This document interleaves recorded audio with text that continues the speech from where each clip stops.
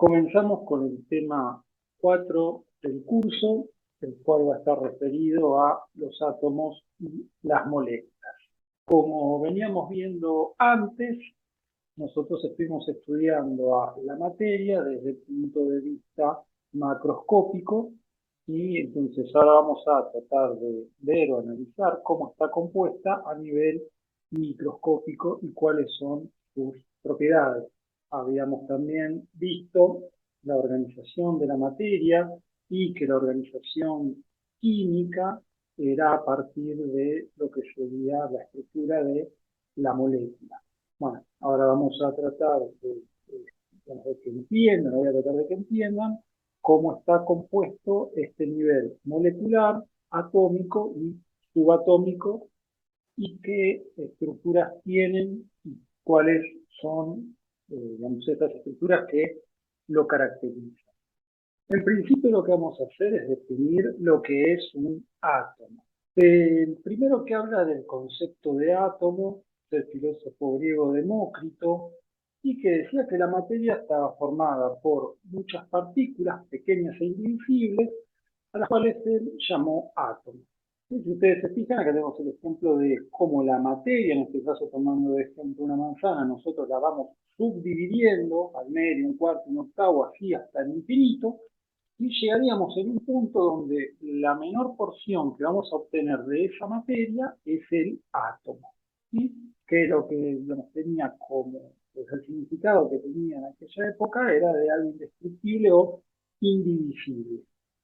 Tengan en cuenta que este, bueno, fue un concepto filosófico que no tenía que ver con ningún tipo de ensayo empírico, no estaba, digamos, demostrado, sino que era una conceptualización que se hizo en ese momento como para definir de qué estaba hecha la materia y cómo se combinaba para dar origen a los distintos tipos de sustancias que existían en ese entonces.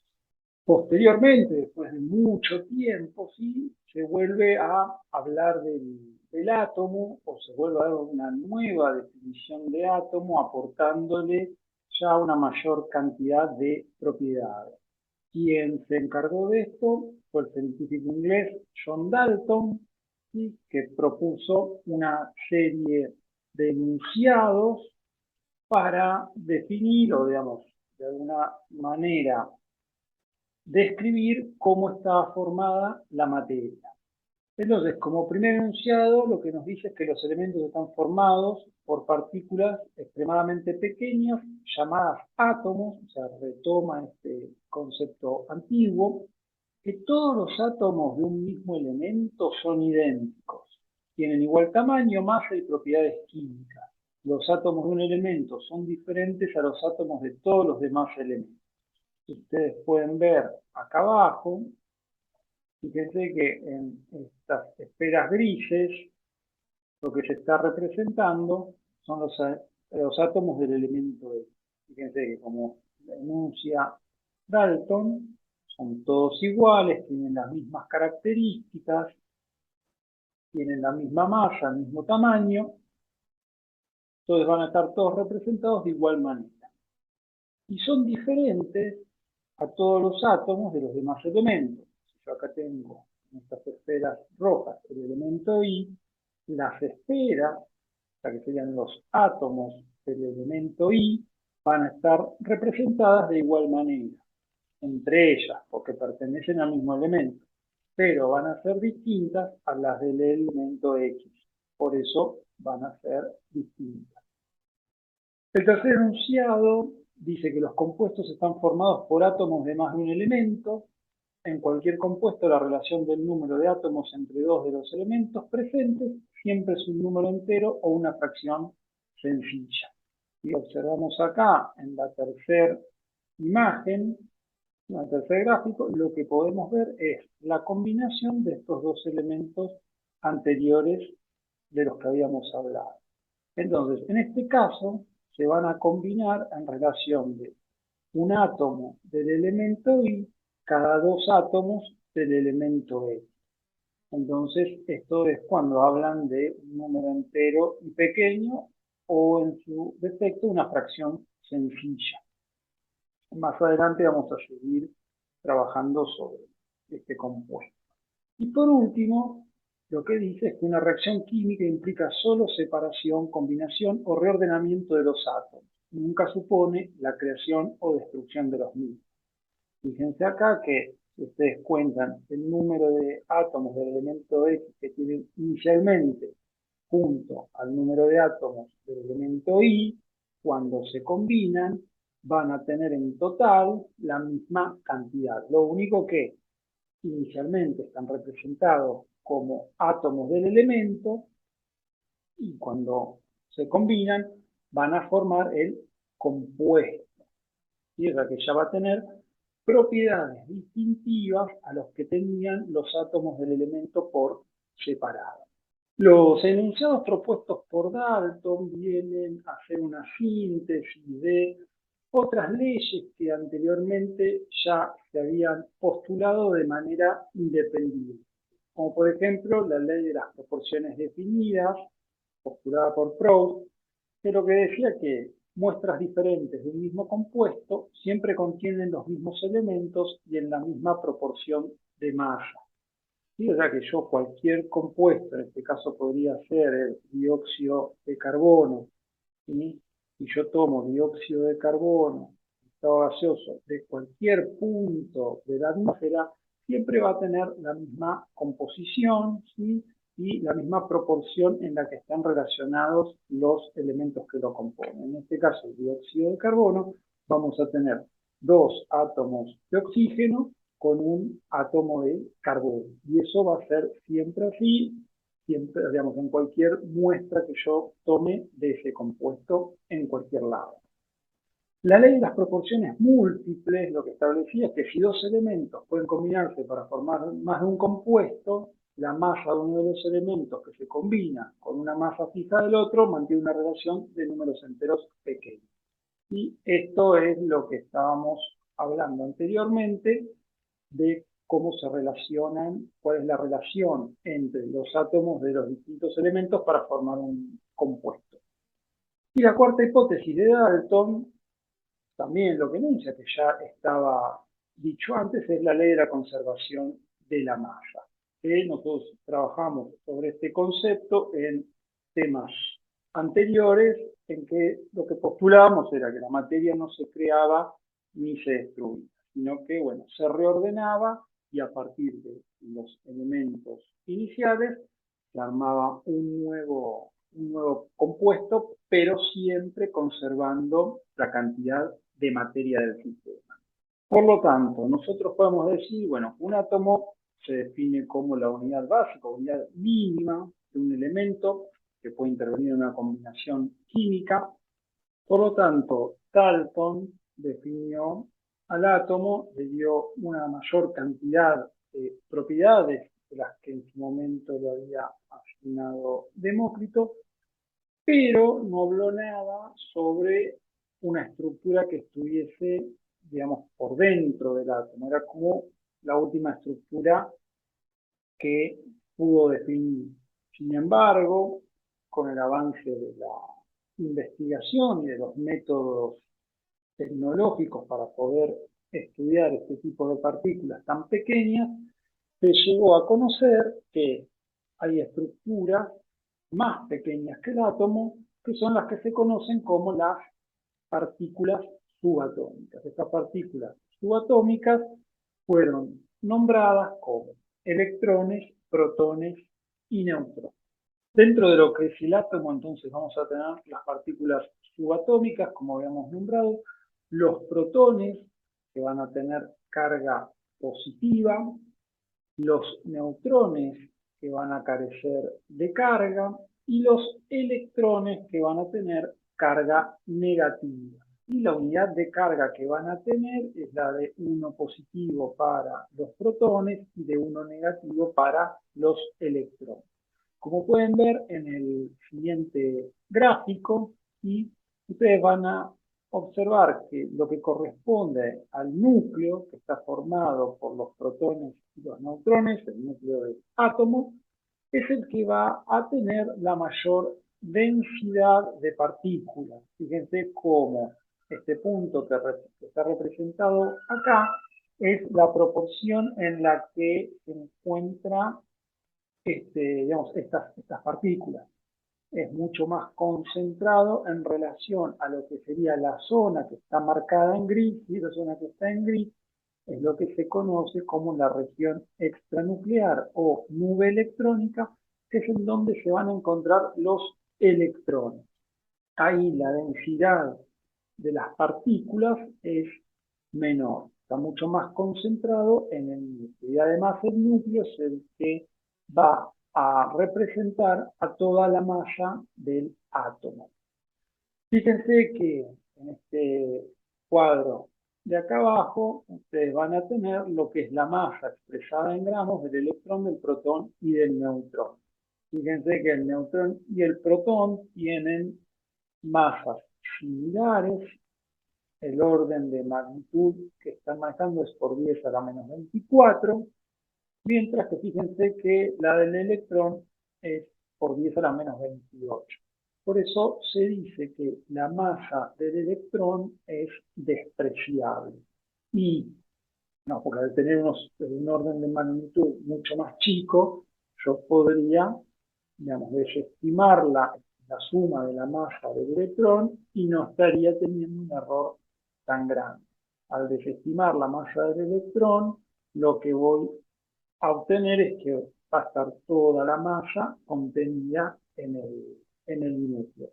El ejemplo de esto es como si ustedes pesan un elefante y arriba del elefante ustedes le ponen una pluma.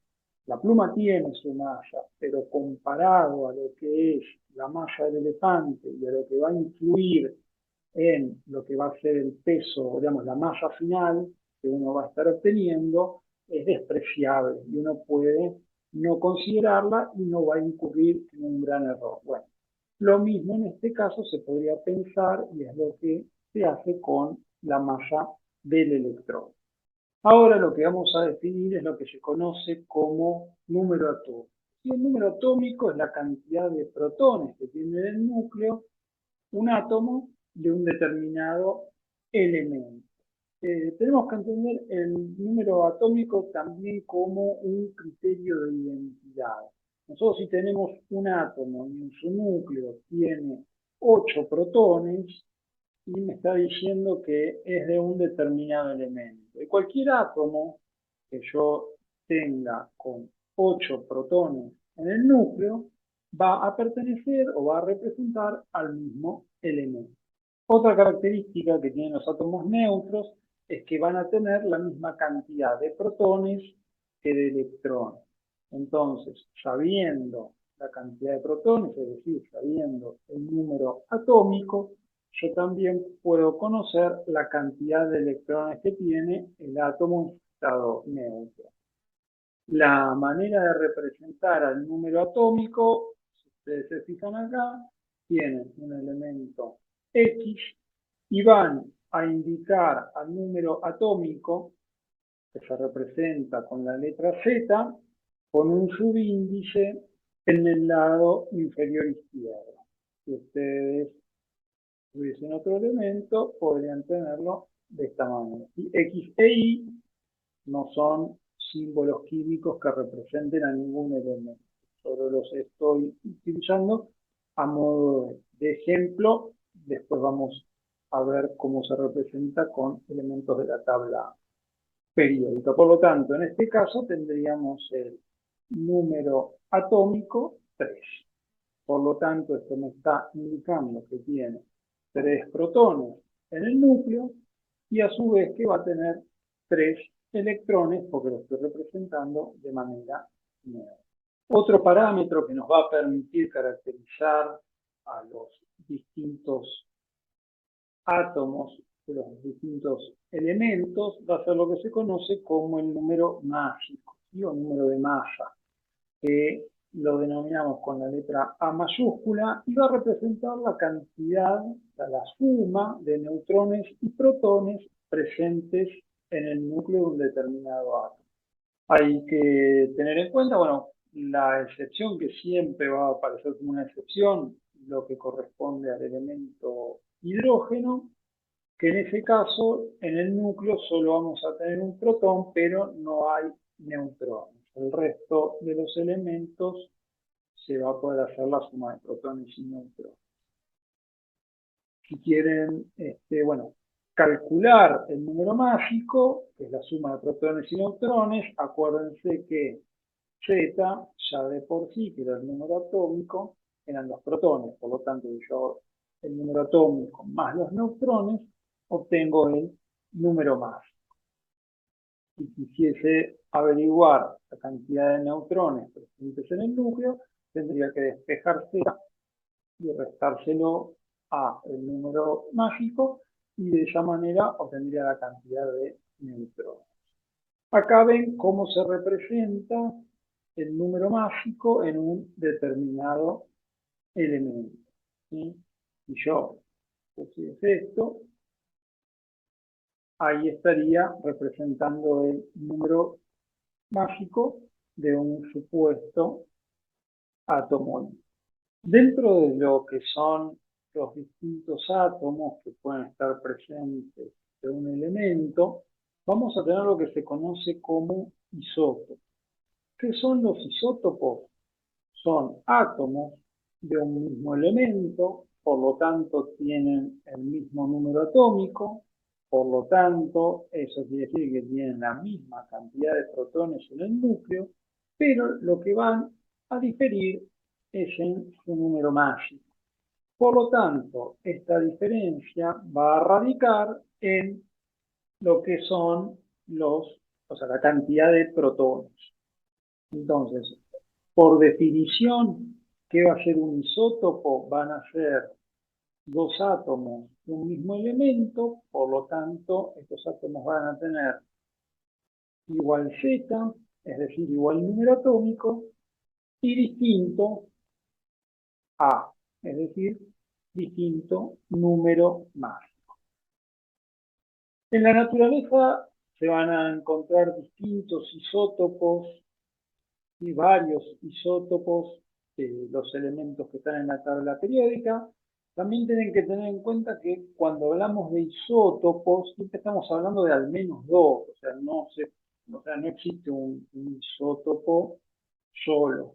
Siempre el término isótopo se refiere a la comparación con otro. Entonces, al menos para hablar de isótopos, yo tengo que tener dos átomos con diferente número mágico. Por ejemplo, acá podemos ver los isótopos que existen del hidrógeno, que tienen nombre, por lo general se los nombra en base al número mágico. ¿Sí? Dice isótopo 235, en este caso, señala el isótopo de uranio 235, el isótopo de uranio 238. En el caso del hidrógeno tienen nombre, pero no es lo más común. Entonces, fíjense que ustedes acá tienen el hidrógeno, el deuterio y el tiritio.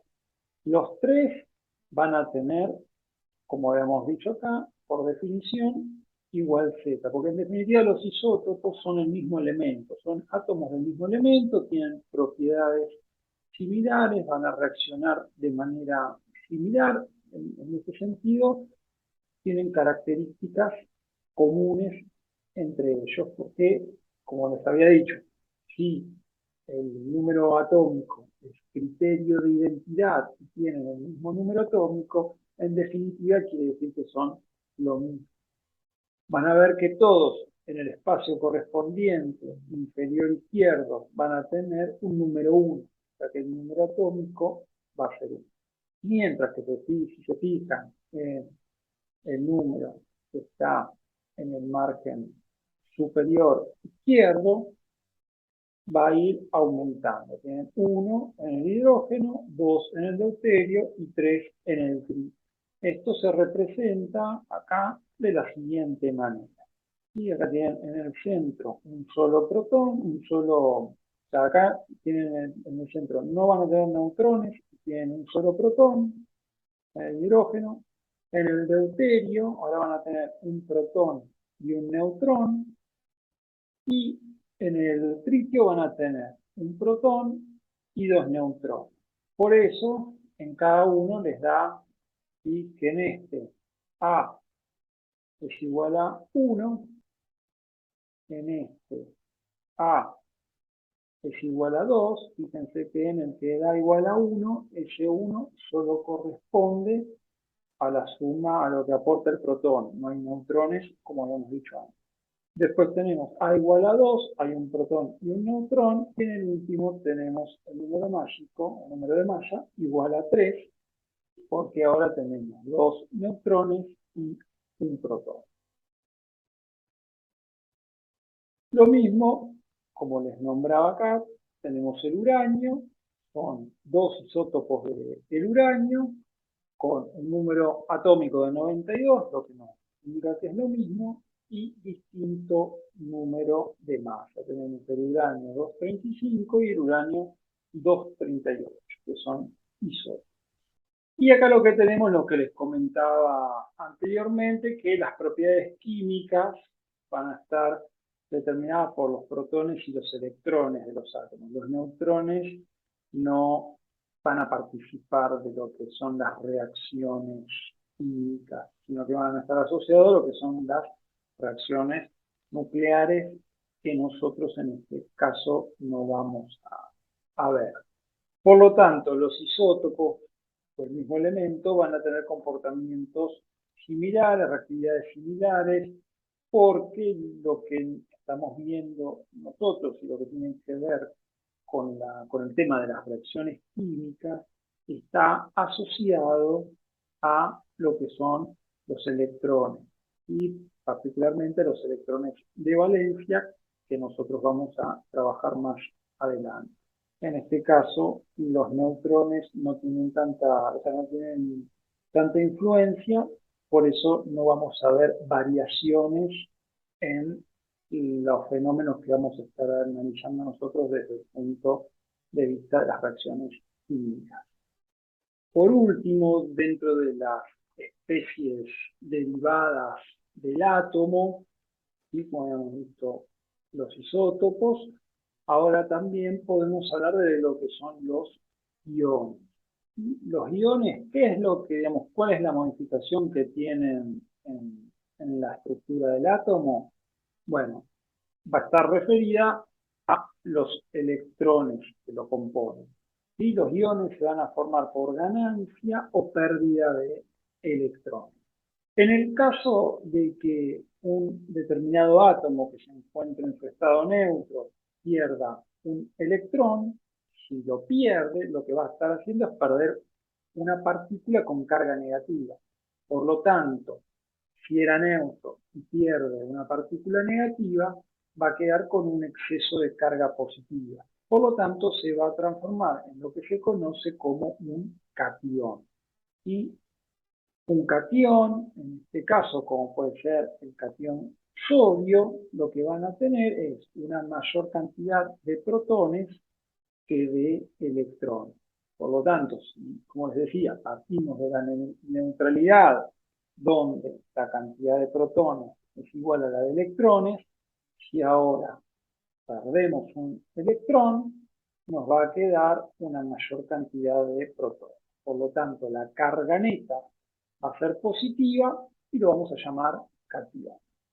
De manera análoga podemos analizar la situación donde se gana un electrón, digamos, donde el átomo de un determinado elemento gana un electrón. Si gana un electrón, entonces esa carga neta ahora va a ser negativa. Por lo tanto, si la carga neta es negativa, lo vamos a conocer como anión. En este caso, la cantidad de electrones va a ser mayor a la de protones. Y podemos poner como ejemplo de esto al anión cloruro. Entonces, toda esta información que nosotros podemos obtener de estas propiedades que estuvimos viendo anteriormente, nos permite realizar el cálculo de lo que son las partículas subatómicas y cómo están dispuestas dentro del átomo. Por lo tanto, si nosotros tenemos un elemento X donde sabemos que su número atómico es 10 y su número mágico 30, y tengan en cuenta que esto es algo que yo estoy inventando. X y estos valores no existen en la tabla periódica. Después vamos a trabajar con valores de la tabla periódica y elementos de la tabla periódica. Esto es para que conceptualmente entiendan para qué sirven y cómo los utilizamos. Entonces, si nosotros queremos determinar la cantidad de protones, en este caso vamos a utilizar el número atómico. El número atómico es 10. Entonces, este átomo de este elemento va a tener 10 protones. Podemos averiguar la cantidad de neutrones y la cantidad de electrones.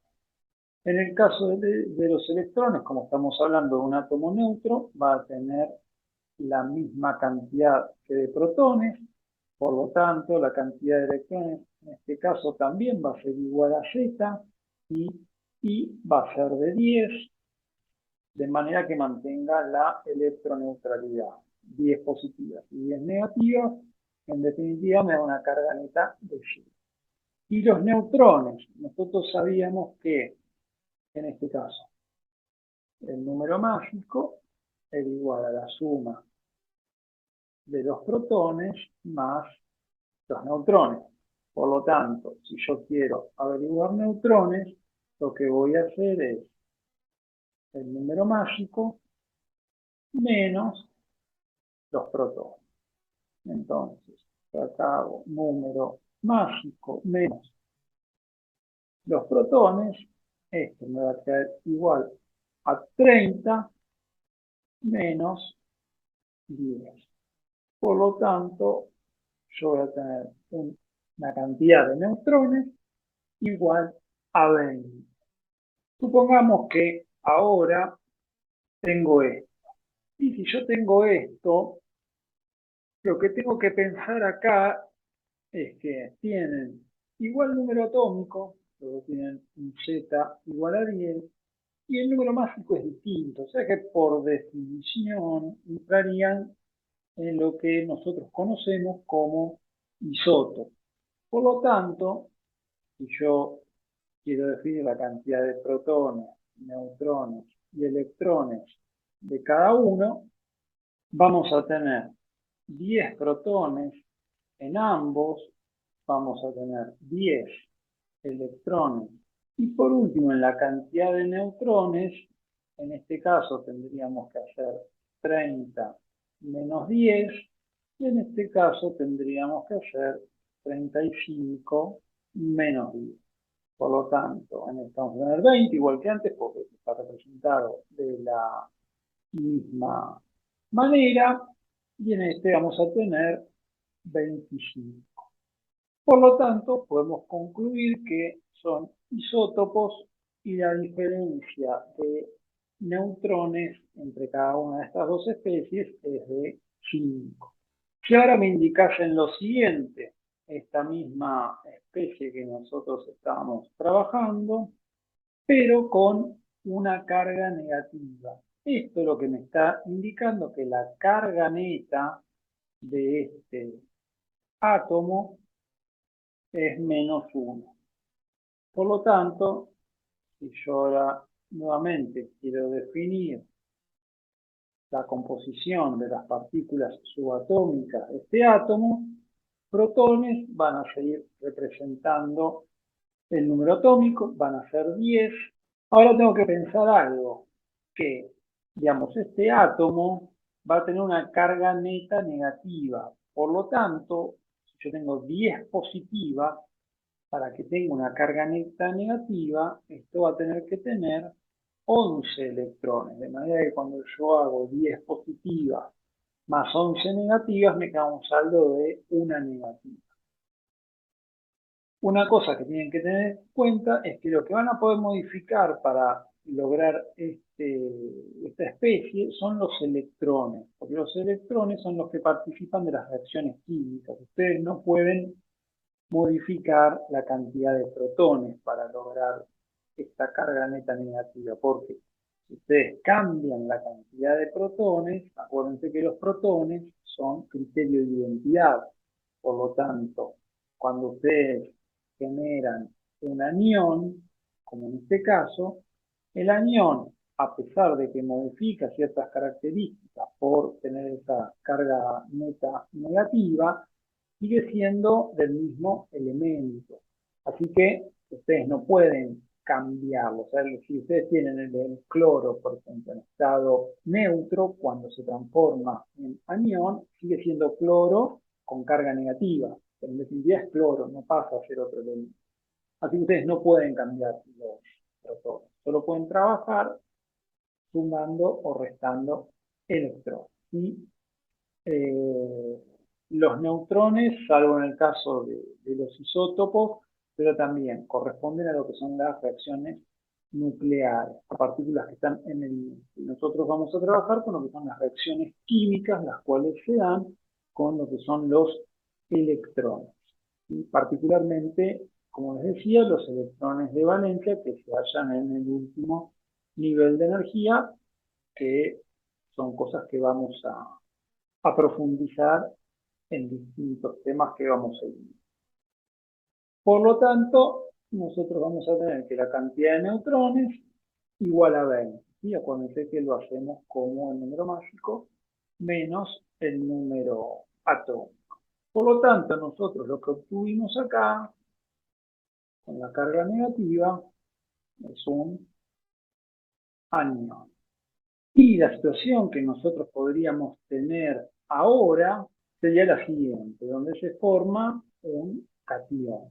En este caso, si queremos definir las partículas subatómicas o calcular cuántas de ellas tenemos en esta especie, fíjense que todo esto lo estoy haciendo a partir de un mismo elemento. Siempre lo denominé X y siempre tuvo de número atómico el 10. Por lo tanto, todas estas especies derivadas, digamos, el isótopo, el catión, el anión, son a partir de un mismo elemento. Por lo tanto, en este caso, que tenemos el catión, va a tener 10 protones, que es lo que indica el número atómico. En este caso tenemos dos cargas positivas excedentes, por decirlo de una manera, la carga neta, dos positivos, o sea, que quiere decir que hay dos cargas positivas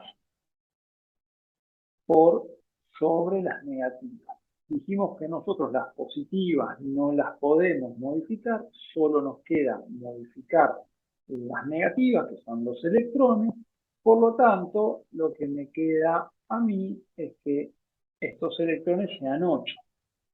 8 electrones con carga negativa más 10 protones con carga positiva, en definitiva me va a quedar un saldo de 2 protones con carga positiva, que es lo que se indica acá en el catión. Es decir, que originalmente este elemento X, que tenía 10 electrones en su estado neutro, perdió 2 electrones o cedió 2 electrones y se transformó en un catión. Y esta especie, nosotros la conocemos como catión. Hasta acá lo que hicimos fue definir al átomo y a las partículas subatómicas, que son las estructuras que van a componer y darle las características al átomo y a los distintos átomos de los distintos elementos. Estos átomos van a poder combinarse entre sí, como ya había postulado Dalton, para formar un nuevo nivel de organización de la materia, que es el de la molécula. Entonces, ¿cómo vamos a definir nosotros a la molécula? Como una agrupación definida y ordenada de átomos que constituye la porción más pequeña de una sustancia pura y conserva todas sus propiedades. Es decir, que si uno tiene una parte, digamos, un pedazo de carbonato de calcio y lo divide hasta lo menor que pueda obtener, la porción más chica que va a obtener de esa sustancia va a ser una molécula de carbonato de calcio. Y esa molécula de carbonato de calcio va a conservar y a representar las propiedades del carbonato de calcio original del cual nosotros lo obtuvimos. Otro concepto que vamos a tener en cuenta es el de atomicidad. ¿Qué es la atomicidad?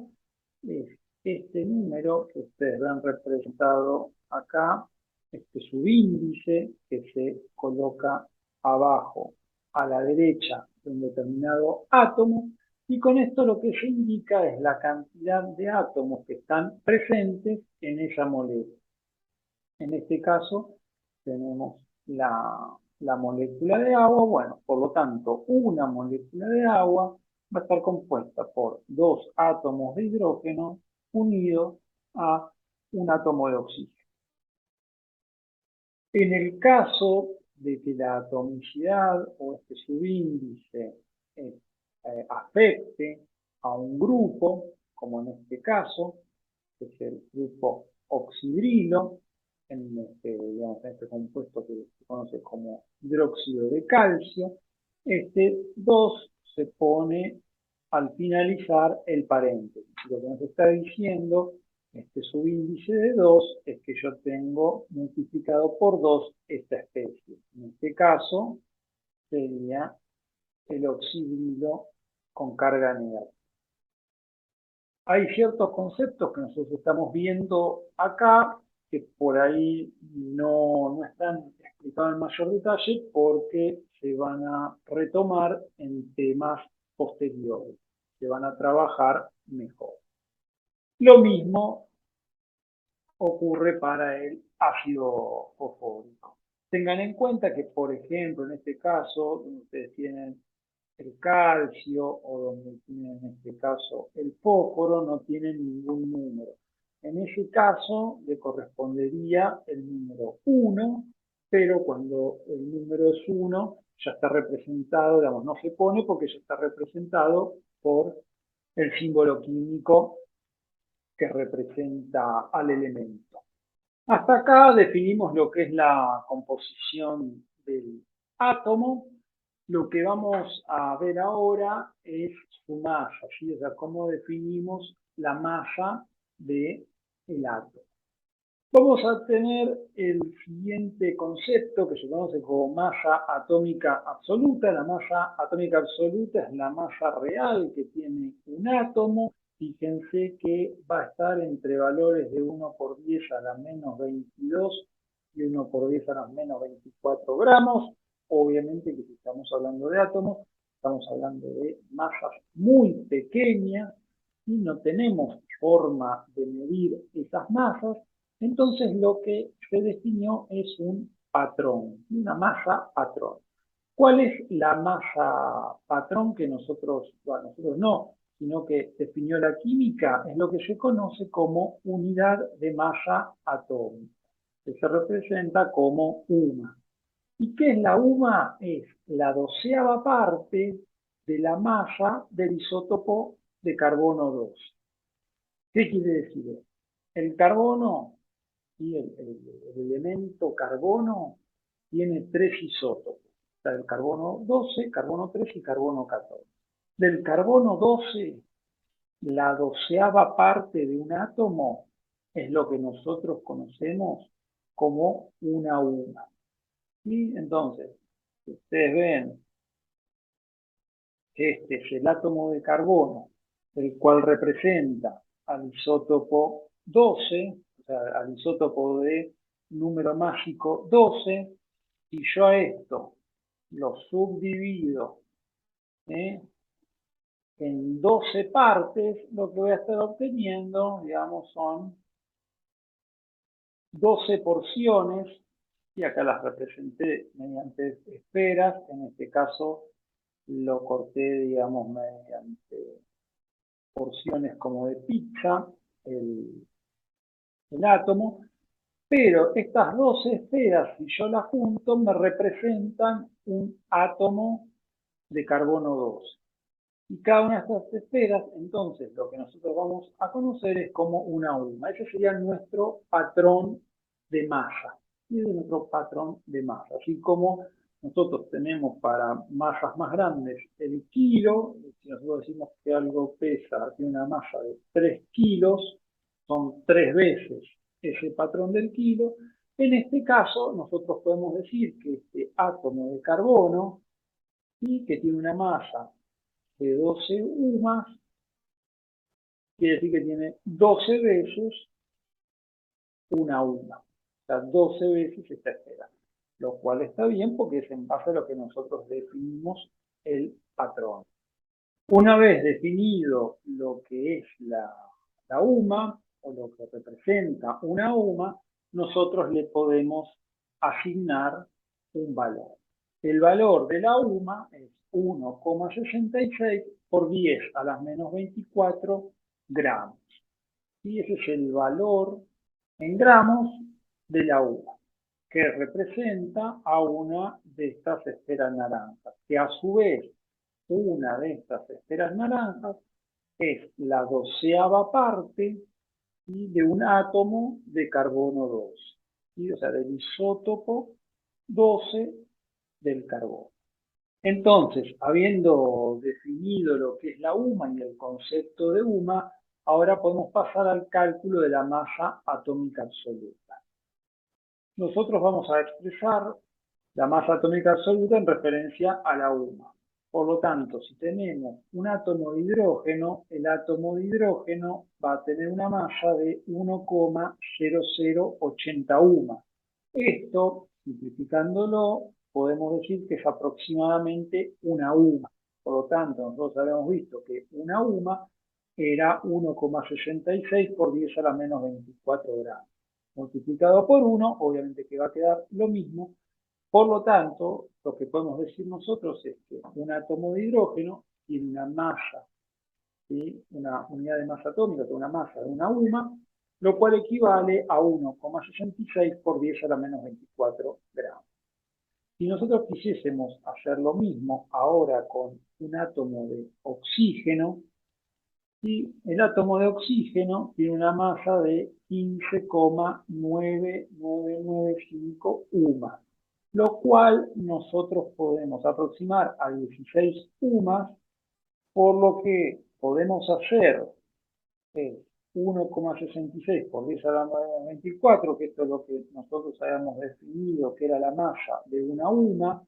Lo mismo acá, fíjense que nosotros definimos una UMA y esa es nuestra masa patrón, por lo tanto la conservamos.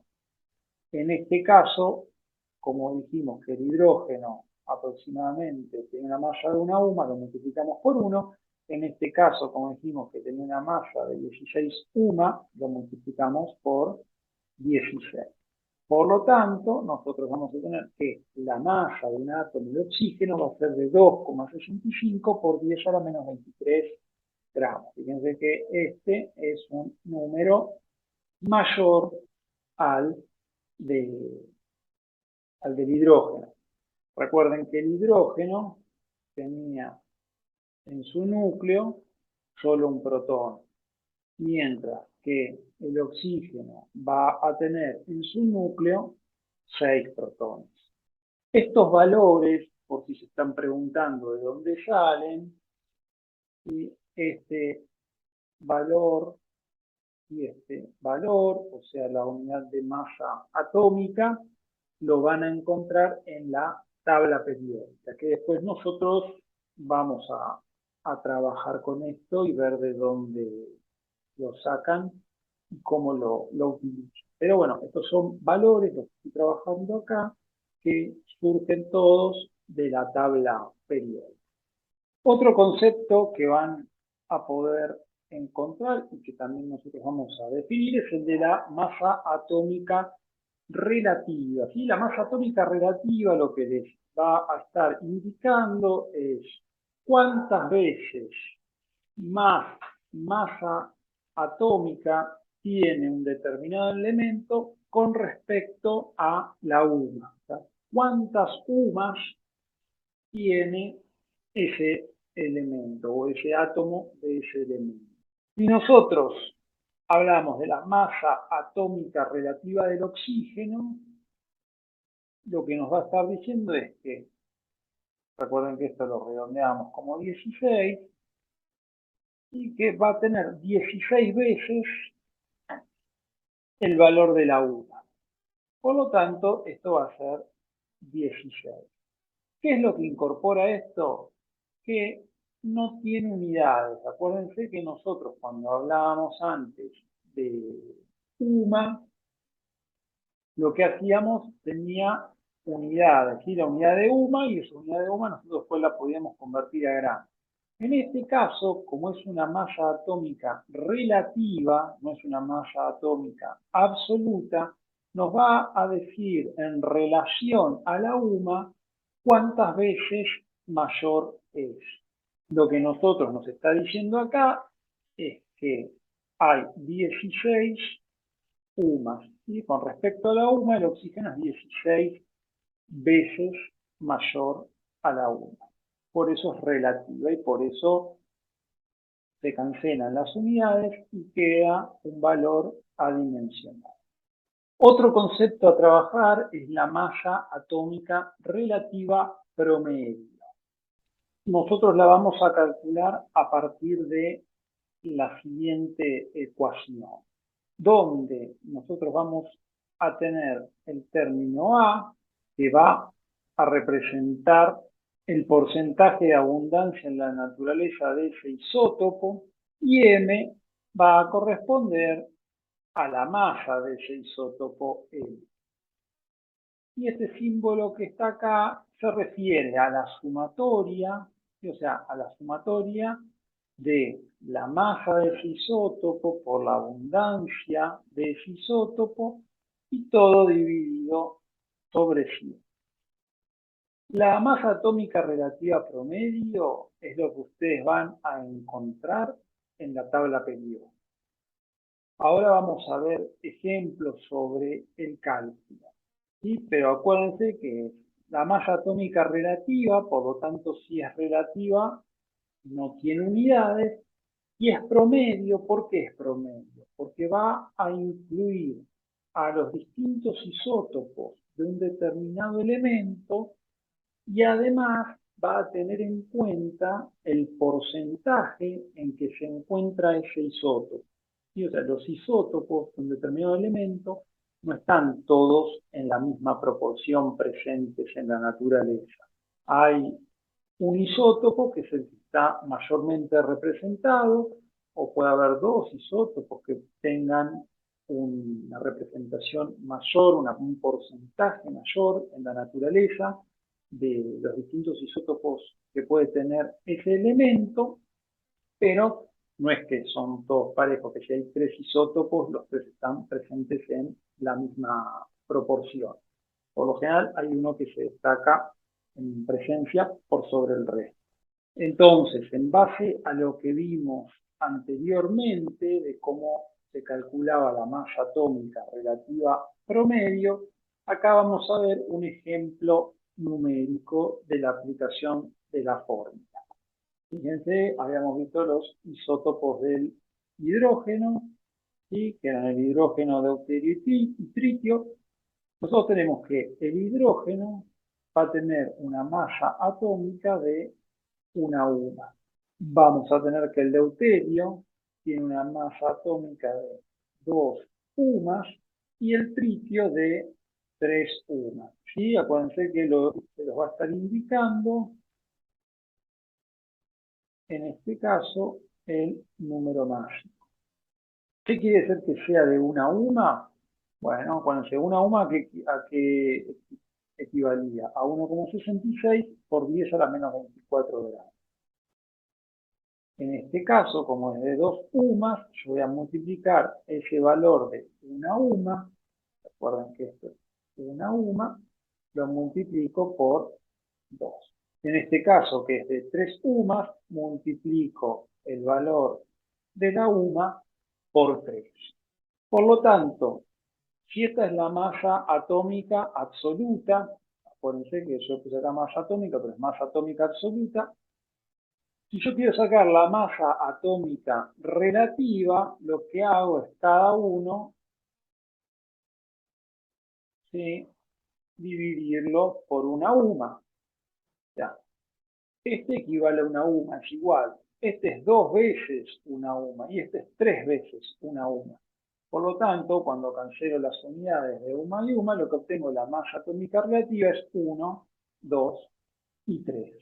Cuando quiero ver lo que es la masa atómica relativa promedio, acuérdense que esta masa atómica relativa promedio la calculábamos como la abundancia relativa, es decir, el porcentaje de ese isótopo, multiplicado por la masa de ese isótopo.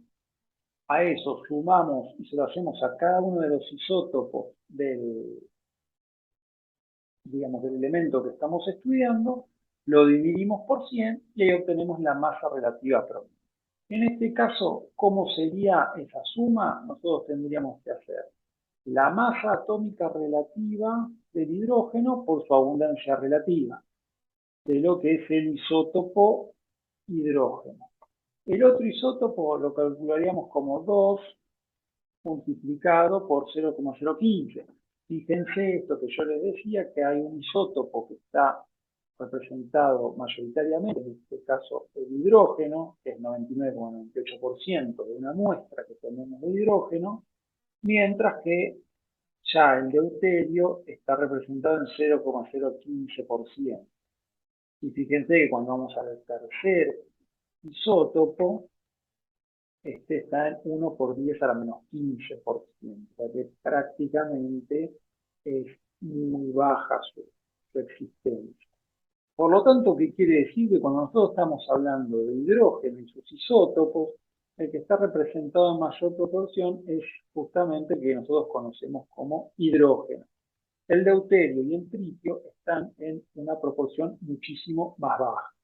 Entonces, cuando nosotros hacemos esta suma, o sea, de 1 por 99,985 más 2 por 0,015 más 3 por 1 por 10 a la menos 15 y lo dividimos por 100, lo que nos va a estar dando es un valor aproximado a esto.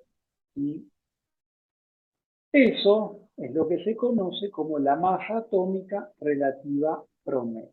Masa, estamos calculando la masa, atómica porque es del átomo, relativa porque no le estamos dando unidades, y eso nosotros ya acá se lo sacamos porque usamos la masa atómica relativa, y promedio porque estamos haciendo un promedio entre todos los isótopos presentes de ese elemento. Igual se lo conoce como promedio ponderado, porque nosotros este promedio no es la suma de 1 más 2 más 3 y el total dividido 3. Y lo que estamos haciendo es un promedio ponderado porque estamos teniendo en cuenta también el porcentaje, o sea, la abundancia relativa, y ese porcentaje se conoce como abundancia relativa de cada uno de los isótopos. Y en definitiva, este valor que ustedes tienen acá es el que encuentran en la tabla periódica. Para reforzar el concepto, acá tenemos el cálculo para otro elemento. En este caso es el cloro. Fíjense que acá tenemos los dos isótopos del cloro, el cloro 35 y el cloro 37. La masa atómica relativa de ambos, la abundancia de cada uno.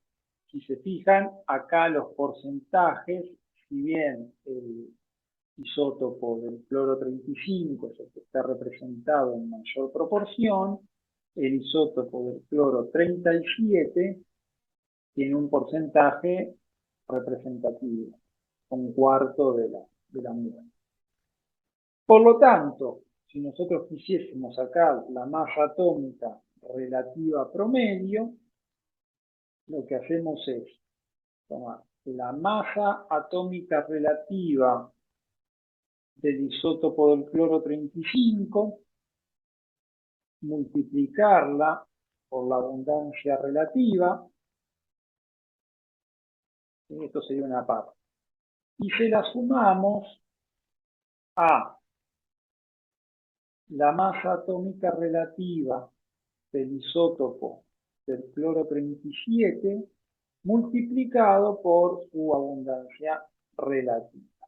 Entonces, la suma de esto más la suma de esto dividido 100 me da lo que sería la masa atómica relativa promedio. Esta es la que ustedes se encuentran representada, como les dije, en la tabla periódica. Acá, de manera análoga, como cuando hablábamos de la masa atómica absoluta, podemos hablar de la masa molecular absoluta. Entonces, lo que vamos a estar obteniendo acá es la masa real de una molécula de un determinado compuesto. Entonces, en este caso, si nosotros queremos calcular la masa molecular absoluta del benceno, cuya fórmula es carbono 6, hidrógeno 6, y acá tienen representada la molécula, lo que vamos a tener que utilizar nosotros son las masas atómicas relativas, o sea, las masas atómicas relativas de cada uno de los átomos que componen a la molécula que nosotros querramos calcular su masa molecular absoluta, multiplicado por su atomicidad. Entonces, la masa atómica del carbono, este es un valor que sale de la tabla, es 12,011151. La masa atómica del hidrógeno, nosotros ya la habíamos usado, 1,00797. Entonces, ¿qué hacemos? Carbono, ¿cuántos carbonos tenemos? 6. Entonces vamos a multiplicar la masa expresada en UMAS del carbono por 6. Y el otro componente de la molécula es el átomo de hidrógeno. Entonces nosotros vamos a utilizar lo que sería la masa expresada en UMAS del hidrógeno multiplicado por 6, que es la cantidad que tiene. Si yo ahora sumo estos dos, o sea, los 6 átomos de carbono más los 6 átomos de hidrógeno expresados su masa en UMAS, me va a dar lo que sería la masa en UMAS de la molécula de benceno. Entonces, el benceno, ¿qué masa molecular absoluta tiene? De 78 UMA, redondeando, ¿sí? O sea, haciendo un redondeo. Entonces, el benceno tiene una masa molecular absoluta de 78 UMA. Si yo quisiera saber cuánto corresponde a esto en gramos, tengo que hacer 78 por el valor en gramos de una UMA, y que era 1,66 por 10 a la menos 24 gramos. De esta manera es como procedemos a calcular la masa molecular absoluta de cualquier tipo de molécula. Ahora, si nosotros quisiésemos calcular la masa molecular relativa o informar la masa molecular relativa, que, repito, y por ahí soy un poco insistente, pero para que quede claro el concepto, la masa molecular relativa lo que me está diciendo es cuántas veces la masa de un determinado compuesto, en este caso, porque es molecular, es mayor a nuestro patrón, que es la UMA. Y en este caso, me está diciendo que la molécula de benceno es aproximadamente 78 veces mayor que la UMA. Por lo tanto, como cancelo las unidades, esta masa molecular relativa, no se confundan como yo, esta masa molecular relativa es de 78 sin ningún tipo de unidad. Acá lo que vamos a incluir es el concepto de atomogramo. ¿Qué es lo que definimos nosotros como atomogramo? Es la cantidad en gramos y que sea igual al número expresado por su masa atómica. ¿Qué significa esto entonces? Es que si nosotros tenemos que la masa relativa y la masa atómica relativa del hidrógeno es 1,0079, fíjense que estamos hablando de masa atómica relativa, por lo tanto no tiene unidades. La masa atómica relativa es la que nos informan en la tabla periódica y tiene un valor, que ya habíamos trabajado con este valor, de 1,0079. Por lo tanto, si yo tomo 1,0079 gramos de hidrógeno, eso va a equivaler a un átomo gramo de hidrógeno. Y o sea que en definitiva nosotros vamos a considerar al átomo gramo como la masa atómica relativa expresada en gramos. Entonces, cuando yo tengo eso en gramos, lo que obtengo es un átomo gramo. Si lo quieren ver de la siguiente manera, un átomo gramo es igual a los gramos del elemento. ¿Cuántos gramos del elemento? Bueno, los que me indique la masa atómica relativa. Si yo quiero un átomo gramo de nitrógeno, la masa atómica relativa del nitrógeno es 14,0067. Entonces, si yo tomo 14,0067 gramos de nitrógeno, lo que voy a tener es un átomo gramo de nitrógeno. Esta cantidad expresada en gramos, el átomo gramo, va a estar relacionado con otro concepto que nosotros vimos anteriormente en soluciones, que es el concepto de mol. Nosotros podemos decir que un mol de un determinado elemento va a coincidir con el átomo gramo. Entonces, un mol, como habíamos dicho, es una unidad de cantidad de materia. El mol, acuérdense que representaba 6,02 por 10 a la 23 partículas. En este caso, las partículas podemos decir que son los átomos. Y en el caso del nitrógeno, dijimos que un átomo gramo equivalía a 14,0067 gramos. Por lo tanto, nosotros podemos decir, en definitiva, que un mol, es decir, 6,02 por 10 a la 23 átomos, ¿sí? Un mol de nitrógeno, 6,02 por 10 a la 23 átomos de nitrógeno, van a tener una masa de 14,0067 gramos.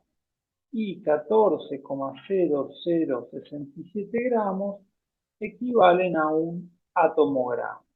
Esto es para que vayamos relacionando el concepto de masa atómica relativa con el de átomo gramo y el de masa molar.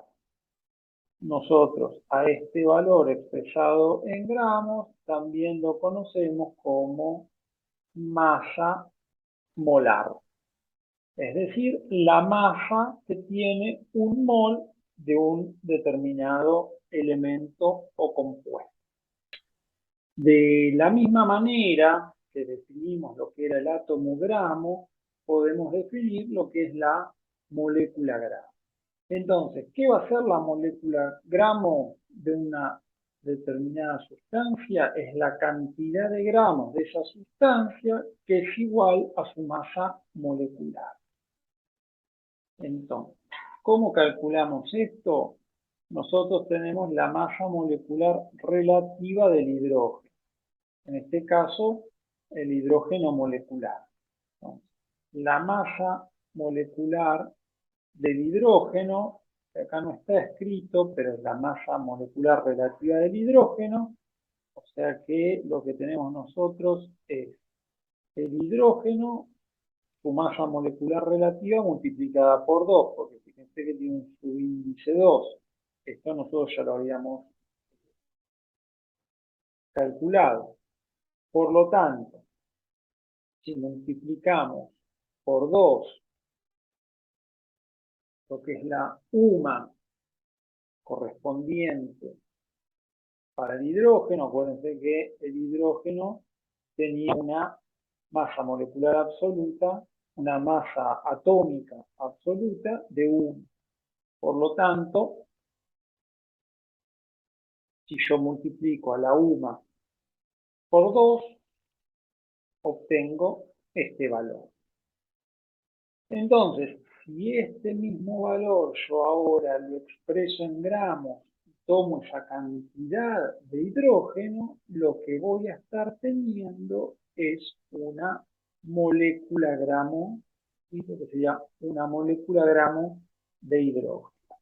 Si queremos ver este mismo concepto, pero ahora vamos a elegir otra molécula. Por ejemplo, acá tenemos el óxido de litio. Si yo quiero obtener una molécula gramo de óxido de litio, yo lo primero que tengo que calcular es la masa molecular relativa del óxido de litio. ¿Cómo calculo la masa molecular relativa del óxido de litio? De la siguiente manera. Con la masa atómica relativa del litio, multiplico por 2, se lo sumo a lo que sería la masa atómica relativa del oxígeno, no la multiplico por nada, porque fíjense que el litio tiene su índice 2 y el oxígeno no. Y ese valor que me va a dar de multiplicar 2 por 6,939 más 15,9994, que, como les digo, yo acá le puse gramos, pero en realidad deberíamos usar en la tabla periódica, les va a aparecer lo que es la masa atómica relativa, sin la unidad. Después al final nosotros sí le ponemos la unidad, porque una vez que calculamos este número es adimensional. Si nosotros ahora lo expresamos en gramos, lo que estamos diciendo que si yo tengo 29,8774 gramos de óxido de litio, lo que estoy teniendo acá en definitiva es una molécula gramo. Y lo que es una molécula gramo de este compuesto. Y una molécula gramo también lo que va a equivaler es a un mol. ¿Sí? Lo que quiere decir que si yo tengo 29,8774 gramos de óxido de litio, tengo un mol de óxido de litio, lo cual corresponde a 6,02 por 10 a la 23 moléculas de óxido de litio. Entonces, acá lo que vamos a tratar de ver es un poco cómo está representado en la tabla periódica y cómo se pueden utilizar para el cálculo estos conceptos que vimos anteriormente. Entonces, este valor que ustedes ven acá es lo que nosotros vamos a conocer como la masa atómica relativa. Estamos hablando del átomo. O sea, esto es la masa atómica relativa. Fíjense que si ustedes acá no tienen unidad, es porque están hablando de la masa atómica relativa. Si ustedes quisiesen saber la masa atómica absoluta, tendrían que expresar ese número, ¿sí? 12,0107, pero ahora tendrían que hablar de UMA. Si esto lo expresan como UMA, ustedes tienen lo que sería la masa atómica absoluta. Si ustedes quisiesen obtener un átomo-gramo, si ustedes quisieran tener un átomo-gramo de carbono, lo que tendrían que hacer es obtener 12,0107 gramos de carbono. Esto para pasar un poco en limpio lo que nosotros estuvimos trabajando anteriormente. Si ustedes lo quieren hacer con el hidrógeno, por ejemplo, bueno, lo que tienen representado acá en el hidrógeno es la masa atómica relativa. Si ese mismo número ustedes lo expresan en UMAS, lo que van a obtener es la masa atómica absoluta. Acuérdense que esto está expresado en UMAS. Si ustedes quisieran saber esto en gramos, que lo que les va a dar en definitiva, esto es lo que, digamos, la masa de un átomo de hidrógeno, esto lo que les da es la masa de un átomo de carbono. Si esto lo expresan en gramos, tienen que multiplicar este valor de acá por lo que vale la UMA, ¿sí? El patrón de masa que nosotros definimos, que es 1,66 por 10 a la menos 24. Y si ustedes quisieran saber a cuánto equivale un átomo-gramo de este elemento, deberían tener 1,00794 gramos de este elemento, que en este caso es el hidrógeno. Recuerden también que este mismo valor que ustedes tienen acá expresado en gramos equivale a un mol. Es decir, que si ustedes tienen 12,0107 gramos de carbono, tienen un mol de átomos de carbono, es decir, 6,02 por 10 a la 23 átomos de carbono. Y si tienen 1,00794 gramos de hidrógeno, tienen un mol de átomos de hidrógeno. No se confundan esto. Esto está expresado en gramos y esto también va a estar expresado en gramos cuando multiplican por la UMA. Pero obviamente que este valor en gramos va a ser muy chico y este va a corresponder a un átomo. Este va a corresponder a un mol de átomos. ¿Sí? Esto después lo van a trabajar en la parte numérica. Por último, si ustedes quisieran calcular la masa molecular relativa del agua, tendrían que sumar la masa atómica relativa del hidrógeno, multiplicarla por 2, tendrían que tomar la masa atómica relativa del oxígeno, no la multiplican por nada, y esto les daría aproximadamente un valor de 18 UMA. En este caso, lo que ustedes tendrían es la masa molecular absoluta. Masa molecular absoluta, donde si ustedes esto en lugar de expresarlo en UMA lo quieren expresar en gramos, tendrían que hacer 18 por el valor de la UMA, y este valor que ustedes van a obtener acá en gramos es lo que va a tener de masa una molécula de agua. ¿Sí? 18 por 1,66 por 10 a la menos 24, ese valor que les dé acá, que va a ser un valor chico, claramente, es lo que va a tener de masa una molécula de agua. Y de esa manera obtienen la masa molecular absoluta.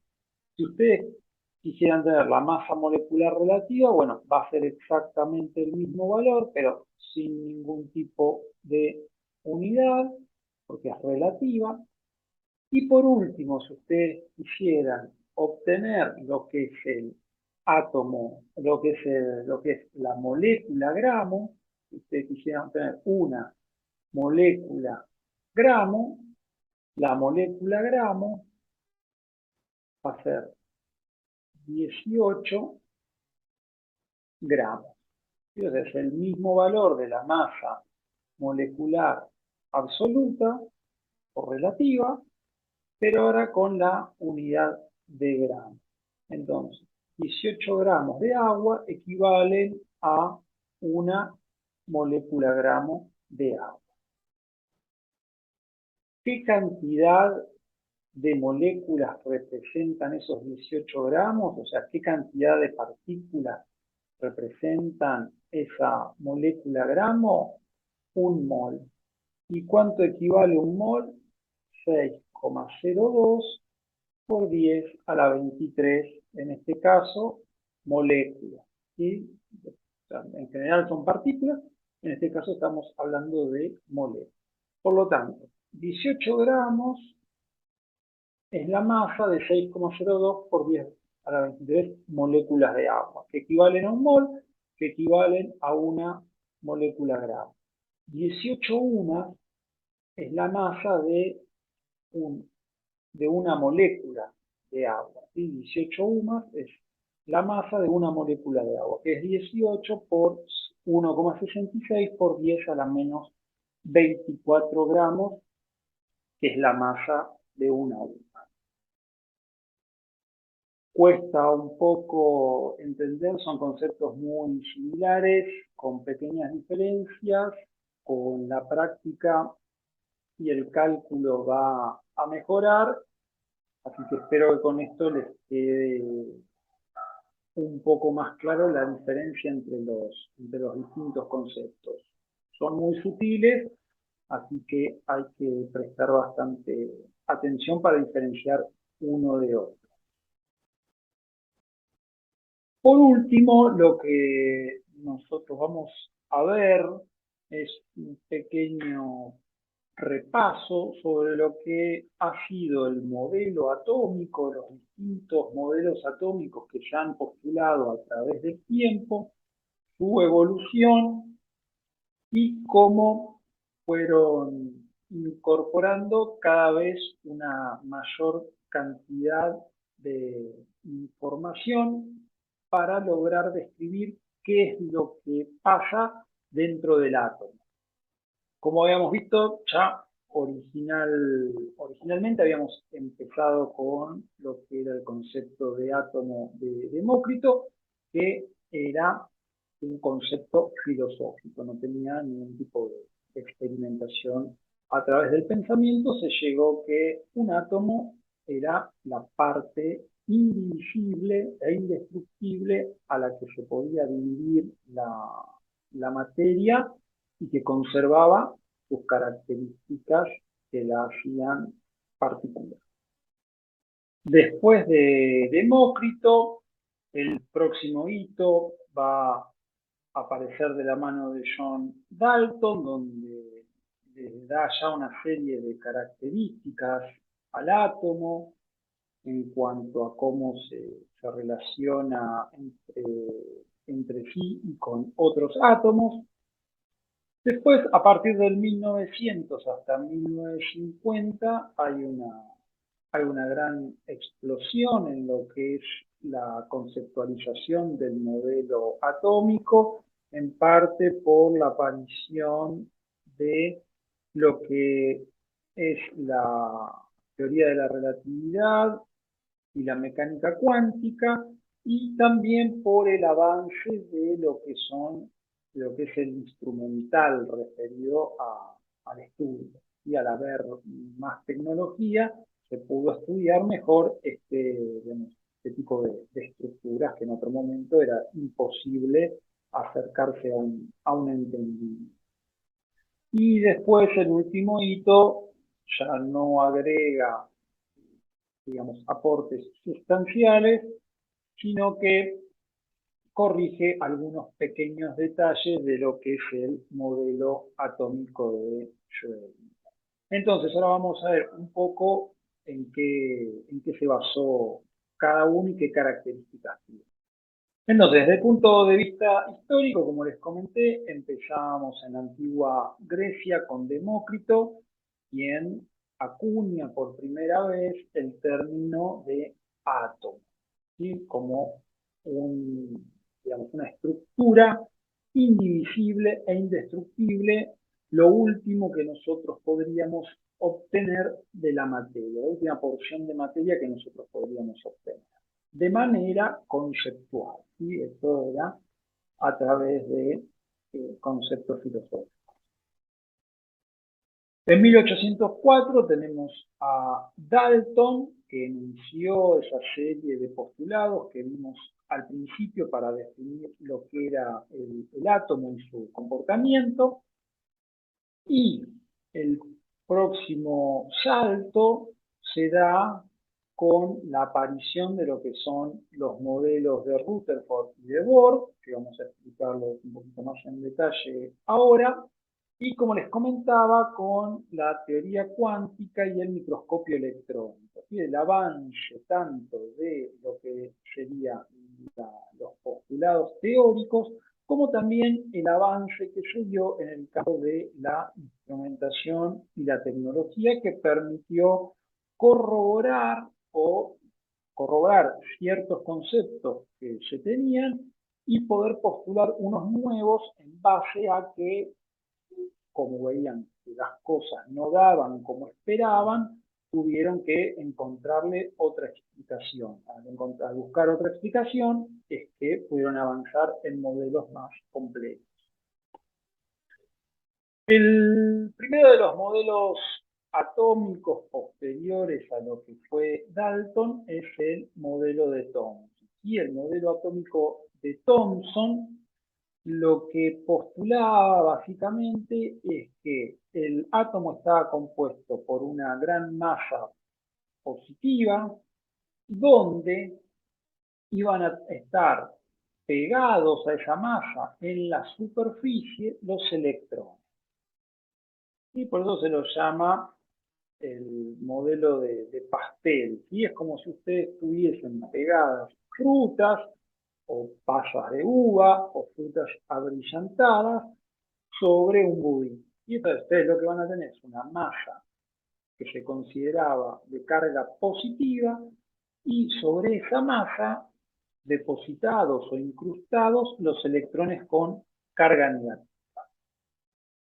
El siguiente modelo que podemos considerar es el modelo propuesto por Rutherford en 1911, que, digamos, avanza sobre el modelo de Thomson, y los modelos van siendo, digamos, en su construcción, en base al conocimiento previo, lo que van haciendo es perfeccionándolo.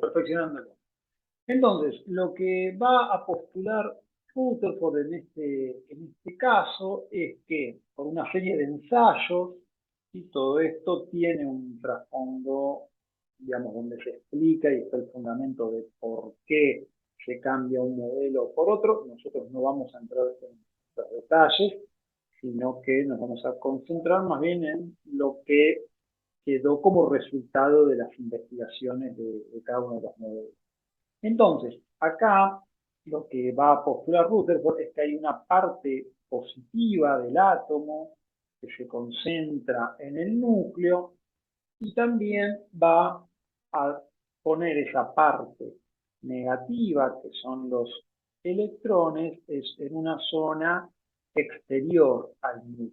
Y estos electrones exteriores al núcleo van a estar orbitando alrededor de él en órbitas circulares o elípticas. Y el resto del espacio donde no están los electrones se va a encontrar vacío. Fíjense que con respecto al modelo anterior, donde se considera a los electrones pegados de manera fija sobre una masa positiva, ahora lo que van a pasar a postular es que ya no es una masa positiva que contiene a los electrones, sino que ahora esa masa positiva con carga, ¿sí? Positiva va a estar confinada a una región del espacio definida, que es lo que van a llamar núcleo, y alrededor de ese núcleo vamos a tener a los electrones orbitando, describiendo una trayectoria circular o elíptica, y el espacio que hay, eh, digamos, entre el núcleo y los electrones que están orbitando va a estar vacío. Y, o sea, van a estar los electrones, pero donde no haya algún electrón, el resto del espacio va a ser espacio vacío. Este modelo es el que, digamos, cotidianamente, el que no tiene conocimiento científico químico, es la forma en que se representa el átomo y las partículas subatómicas. Y es la forma en que la mayoría de las personas se imaginan cómo es el átomo en base a las explicaciones más sencillas y tradicionales de la composición del átomo y la disposición de las partículas subatómicas. Otro avance de Rutherford fue la predicción del neutrón. Si bien no lo constató, pero sí lo predijo de manera teórica. Este modelo atómico tampoco fue el modelo atómico definitivo, ya que había ciertas cosas que no explicaba o no podía o no tenían, digamos, concordancia con lo que eran otras ramas u otras explicaciones de la física y de la química, como podían ser las leyes del electromagnetismo, las había postulado Maxwell, las contradecía. En este caso, y sin entrar en demasiado detalle, lo que postulaba era que una carga eléctrica en movimiento tendría que desprender energía en forma de radiación. Entonces, si esa energía la desprendía, la órbita que describe perder energía se iba a hacer más chica y se iba a ir acercando cada vez al núcleo hasta colapsar con el núcleo y destruir a la materia. Entonces, esa era una de las fallas que tenía este modelo. No podía sostenerse esta concepción de que el electrón girase alrededor del núcleo. Y otra cosa que no explicaba, que en este momento no vamos a entrar en mayor detalle, tienen ahí una gráfica de lo que son los espectros atómicos de absorción y emisión.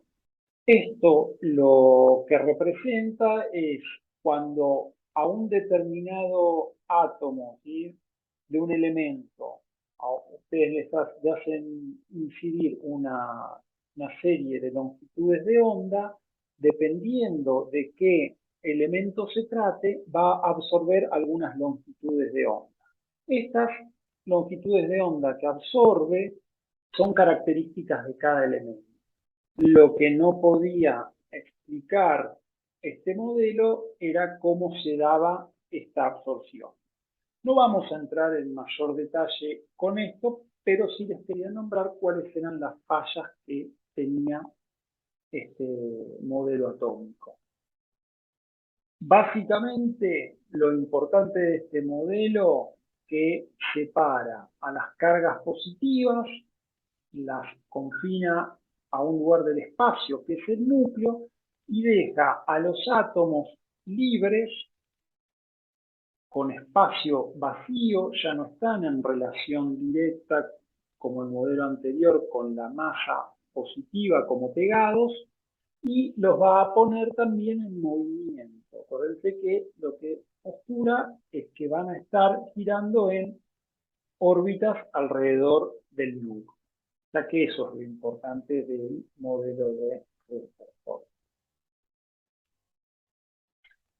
Posteriormente, como no había podido explicar ciertas cosas en el modelo anterior, Bohr va a proponer un nuevo modelo. Y este modelo que propone Bohr se va a basar en el átomo de hidrógeno, ¿sí? O sea, lo que hace es explicarlo a partir de lo que es el átomo de hidrógeno. Recuerden que el átomo de hidrógeno tiene la particularidad de que en su núcleo no tiene neutrones y tiene solamente un protón. Entonces, lo que va a decir Bohr, apoyado en estudios que se hicieron en esa época, digamos, un periodo de mucho avance en las ramas de la física y de la química, con contribuciones, como les nombro acá, como Max Planck y Albert Einstein. Entonces, con todos estos nuevos aportes, lo que va a postular Bohr es que, digamos, en el átomo va a haber un núcleo y los electrones van a girar en forma circular con un radio fijo alrededor de ese núcleo, que es lo que ustedes van a ver acá, ¿sí? Acá tienen el núcleo y acá van a tener el electrón, ¿sí? Y el electrón va a girar describiendo una trayectoria circular alrededor del núcleo. Lo que aporta Bohr es que estos electrones podían ganar y perder energía. Y al ganar y perder energía podían pasar de una órbita a la otra. Entonces, esto lo que iba a explicar era la cuestión que no había explicado el modelo anterior de los espectros de emisión y absorción. ¿Qué pasaba acá? O sea, si yo quiero que un electrón pase de una órbita a la otra, ¿sí?, tiene que absorber energía. Entonces, eso es lo que iba a poder explicar el espectro de absorción. Un electrón adquiere energía absorbiendo energía, las longitudes de onda son de distintas energías, entonces la longitud de onda que era absorbida por el electrón es la que después no estaba representada en el espectro de absorción. Ahora, ese mismo electrón, una vez que adquirió energía, puede bajar de nivel, digamos, puede bajar de órbita, y al bajar de órbita ese exceso de energía que tenía lo va a liberar hacia el exterior. Y de esa manera lo que va a hacer es emitir, ¿sí?, una onda electromagnética. Por lo tanto, este modelo lo que va a traer como nuevo es los niveles energéticos donde se podía mover el electrón. El modelo anterior, los electrones se movían en una órbita fija, por lo tanto no podían cambiar de órbita. En este modelo lo que podemos ver que a través de la emisión de energía o la absorción de energía pueden cambiar de órbita. En este caso, la absorción de energía o la emisión de energía iba a ser una cantidad fija que estaba relacionada con la cantidad de energía necesaria para pasar de un nivel a otro, y esto es lo que se llamó un cuánto de energía. O sea, un cuánto de energía es una cantidad fija de energía que se puede absorber para subir de nivel, digamos, para subir de órbita, porque las órbitas más exteriores al núcleo son más energéticas, o podría ser un cuánto de energía que se emite para bajar de nivel de órbita. ¿Sí? Porque las órbitas más cercanas al núcleo son de menor energía. Siempre los átomos en los estados basales, en su estado natural, van a ocupar las órbitas de menor energía. Por último, lo que vamos a tener es el modelo atómico propuesto por Schrödinger, en el cual se incorpora un concepto propuesto por de Broglie, que es la naturaleza ondulatoria de la materia, que a grandes rasgos lo que dice que a toda partícula está acompañada de una emisión de energía electromagnética. Entonces, esto tomado por Schrödinger remodelizó lo que es la concepción de la estructura atómica.